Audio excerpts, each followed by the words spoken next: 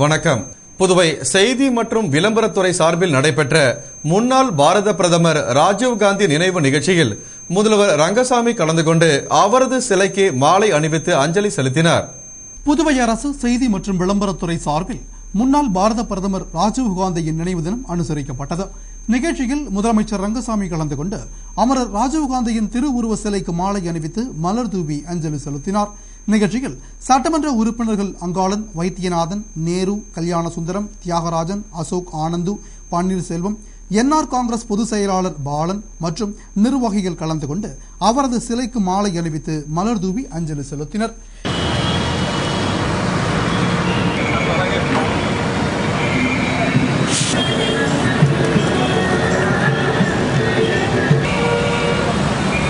இதனைத் தொடர்ந்து புதுவை மாநில காங்கிரஸ் தலைவர் ஏ.வி. சுப்பிரமணியன், மத்திய இணையமைச்சர் நாராயணசாமி, பாராளுமன்ற உறுப்பினர் கண்ணன், முன்னாள் முதலமைச்சர் வைத்தியலிங்கம், சட்டமன்ற உறுப்பினர்கள் வல்சராஜ், மல்லாடி கிருஷ்ணராவ், நமச்சிவாயம், திருமுருகன், முன்னாள் அமைச்சர்கள் கந்தசாமி, பெத்தபெருமாள், முன்னாள் சட்டமன்ற உறுப்பினர் ஜெயமூர்த்தி உள்ளிட்ட காங்கிரஸ் பிரமுகர்கள் ஊர்வலமாக காங்கிரஸ் கட்சி அலுவலகத்திலிருந்து வந்து அமரர் ராஜீவ்காந்தி சிலைக்கு மாலை அணிவித்து மலர் தூவி அஞ்சலி செலுத்தினர்.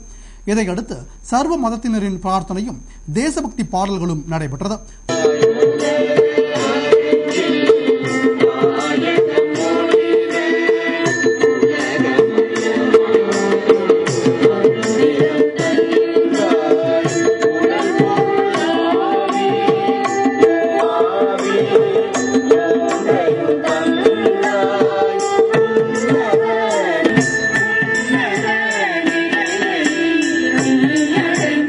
பின்னர் அமரர் ராஜீவ்காந்தியின் நினைவு நாள் வன்முறை எதிர்ப்பு தினமாக அனுசரிக்கப்பட்டு முதலமைச்சர் ரங்கசாமி வன்முறை எதிர்ப்பு உறுதிமொழியை வாசிக்க அதனை அனைவரும் கூறி உறுதிமொழி எடுத்துக் கொண்டனர். முன்னதாக புதுவை INTUC சார்பில் ஸ்ரீபெரும்புதூருக்கு INTUC தலைவர் ரவிச்சந்திரன் தலைமையில் சென்ற ஜோதி யாத்திரையை காங்கிரஸ் சார்பில் அனைவரும் வழியனுப்பி வைத்தனர். முன்னாள் பாரத பிரதமர் அமரர் ராஜீவ்காந்தியின் நினைவு தினத்தை முன்னிட்டு காங்கிரஸ் அலுவலகத்தில் அவரது திருவுருவ படத்திற்கு மாலை அணிவித்து மலர் அஞ்சலி செலுத்தப்பட்டது.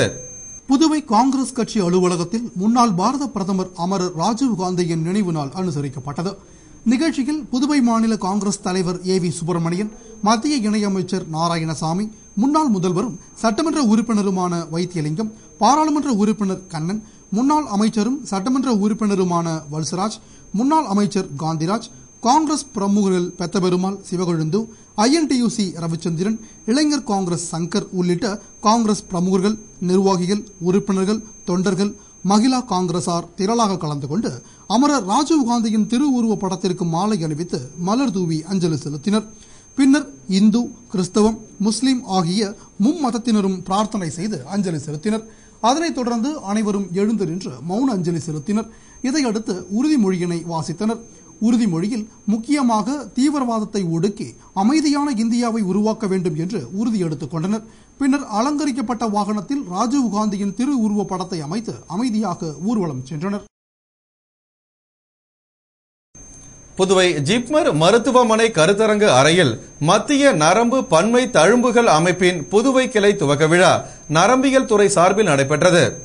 புதுவை ஜிப்மர் மருத்துவமனை நரம்பியல் துறை சார்பில் மத்திய நரம்பு பன்மை தழும்புகள் அமைப்பின் புதுவை கிளை துவக்க விழா நடைபெற்றது. விழாவில் நரம்பியல் துறை பேராசிரியர் டாக்டர் சுனில் கே நாராயணன் கலந்து கொண்டு புதுவை கிளையினை துவக்கி வைத்தார். பின்னர் மத்திய நரம்பு பன்மை தழும்புகள் நோய் குறித்த கருத்தரங்கு நடைபெற்றது. கருத்தரங்கினை பேராசிரியர் டாக்டர் மதன் மோகு ட்ரேகு துவக்கி வைத்து உரையாற்றினார். கருத்தரங்கில் மத்திய நரம்பு பன்மை தழும்புகள் நோய் பற்றிய விழிப்புணர்வை மக்களிடையே ஏற்படுத்துதல், இந்த நோயினால் பாதிக்கப்பட்டவர்களை கண்டுபிடித்து பதிவு செய்தல், அவர்களுக்கு இந்நோய் பற்றிய நிலையை விளக்குதல், மருத்துவ உதவி அளித்தல் போன்ற அமைப்பின் செயல்பாடுகள் குறித்து விளக்கப்பட்டது. இதில் மருத்துவர்கள் பலர் கலந்து கொண்டனர். கோரிக்கைகளை வலியுறுத்தி புதுவை விழுப்புரம் ரயில்வே நிலைய கோட்ட ஊழியர்கள் ரயில் நிலையம் அருகே ஆர்ப்பாட்டம் செய்தனர்.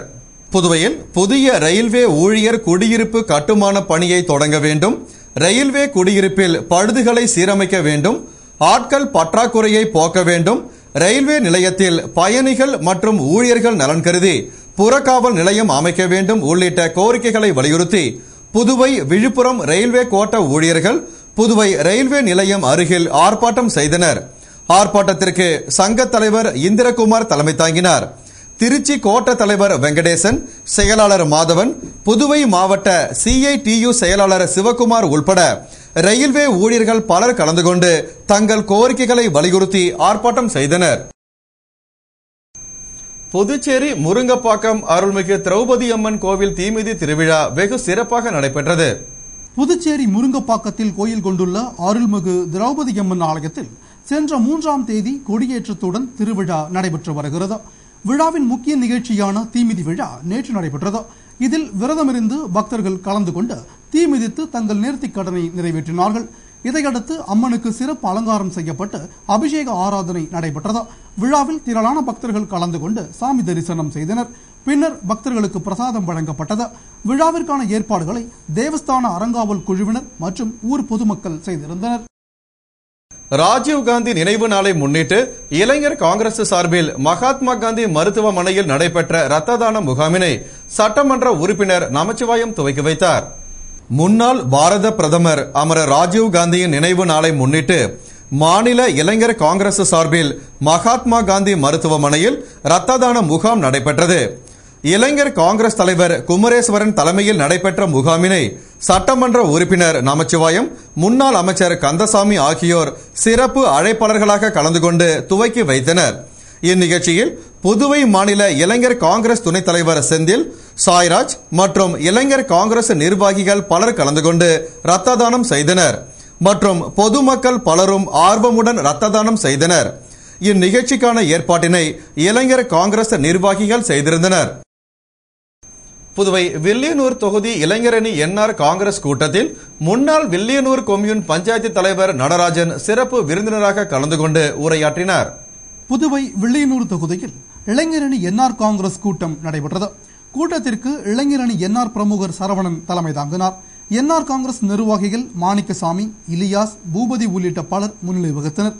இதையடுத்து வரதராசு, காளி, வீராசாமி உள்ளிட்ட பலர் கருத்துரை வழங்கினர். கூட்டத்தில் சிறப்பு விருந்தினராக வில்லியனூர் தொகுதி NR காங்கிரஸ் வேட்பாளரும் முன்னாள் வில்லியனூர் கொம்யூன் பஞ்சாயத்து தலைவருமான நடராஜன் கலந்து கொண்டு உரையாற்றுகையில், இந்த தொகுதியில் நான் NR காங்கிரஸ் வேட்பாளராக போட்டியிட்டேன். எனக்கு வெற்றி வாய்ப்பு கிடைக்காவிட்டாலும் NR காங்கிரஸ் தலைவர் ரங்கசாமி அவர்களின் அறிவுறுத்தலின்படியும் அவர் வழியிலும் சென்று வில்லியனூர் தொகுதியை பிரகாசமான தொகுதியாக மாற்றிட பாடுபடுவேன் என்றும், என்னை ஆதரித்து வாக்களித்த வாக்காளர் பெருமக்களுக்கும் கூட்டணி கட்சி நிர்வாகிகளுக்கும் எனக்காக பாடுபட்ட அனைவருக்கும் நன்றியையும் பாராட்டினையும் தெரிவித்துக் கொள்கிறேன் என்ற அவர் மேலும் வரும் ஞாயிற்றுக்கிழமை ஊர்வலமாக சென்று வில்லியனூர் தொகுதி மக்களுக்கு நேரில் நன்றி கூற உள்ளேன் என்று கூறினார். கூட்டத்தில் NR காங்கிரஸ் இளைஞரணி நிர்வாகிகள், உறுப்பினர்கள் பலர் கலந்து கொண்டனர். புதுவை மாநகர் ஸ்ரீ பெருந்தேவி தாயார் சமேத ஸ்ரீ வரதராஜ பெருமாள் தேவஸ்தான பிரம்மோற்சவத்தில் முத்துப்பல்லக்கு நடைபெற்றது. புதுவை ஸ்ரீ பெருந்தேவி நாயகா சமேத ஸ்ரீ வரதராஜ பெருமாள் ஆலயத்தில் நடைபெற்று வரும் பிரம்மோற்சவத்தில் முத்துப்பல்லக்கு சிறப்பாக நடைபெற்றது. இதனை முன்னிட்டு சுவாமிக்கு சிறப்பு திருமஞ்சனம், அலங்காரம் மற்றும் ஆராதனையும் சிறப்பு பூஜைகளும் நடைபெற்றது. பின்னர் மின் விளக்குகளால் அலங்கரிக்கப்பட்ட ஆடம்பர முத்துப்பல்லக்கில் பெருந்தேவி தாயார், வரதராஜ பெருமாளின் வீதியுலா நடைபெற்றது.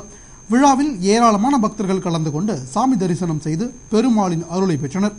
விழாவிற்கான ஏற்பாடுகளை தனி அதிகாரி, ஆலய அறங்காவல் குழுவினர் மற்றும் விழா குழுவினர் செய்திருந்தனர். புதுவை பாகூர் கொம்யூன் மணப்பட்டு ஸ்ரீ மாரியம்மன் மற்றும் விநாயகர் ஆலயத்தில் செடல் உற்சவம் நடைபெற்றது. புதுவை பாகூர் கொம்யூன் மணப்பட்டு கிராமத்தில் திருக்கோவில் கொண்டு எழுந்தருளியுள்ள ஸ்ரீ மாரியம்மன் மற்றும் விநாயகர் ஆலயத்தில் மாரியம்மனுக்கு செடல் உற்சவம் நடைபெற்றது. இதனை முன்னிட்டு அம்மனுக்கு விரதமிருந்து பக்தர்கள் கரகம் எடுத்தனர். பின்னர் அம்மனுக்கும் மற்ற பரிவார ஆலய தெய்வங்களுக்கும் அபிஷேகம், ஆராதனை மற்றும் சிறப்பு பூஜைகள் நடைபெற்றன. இதனையடுத்து ஆலயத்தில் கோரிக்கைகளை வைத்து வேண்டிக் கொண்ட பக்தர்கள் தங்கள் வேண்டுதலை நிறைவேற்ற செடல் குத்திக்கொண்டு வலம் வந்தனர். செடல் உற்சவத்தினை தொடர்ந்து அம்மன் வீதியுலாவும் பின்னர் தெருக்கூத்தும் நடைபெற்றது. விழாவில் திரளான பக்தர்கள் கலந்து கொண்டு சுவாமி தரிசனம் செய்து அம்மன் அருளை பெற்றனர். விழாவிற்கான ஏற்பாட்டினை ஆலய சிறப்பு அதிகாரி, அறங்காவல் குழுவினர் மற்றும் மணப்பட்டு கிராமவாசிகள் செய்திருந்தனர். இத்துடன் செய்திகள் நிறைவடைந்தன. வணக்கம்.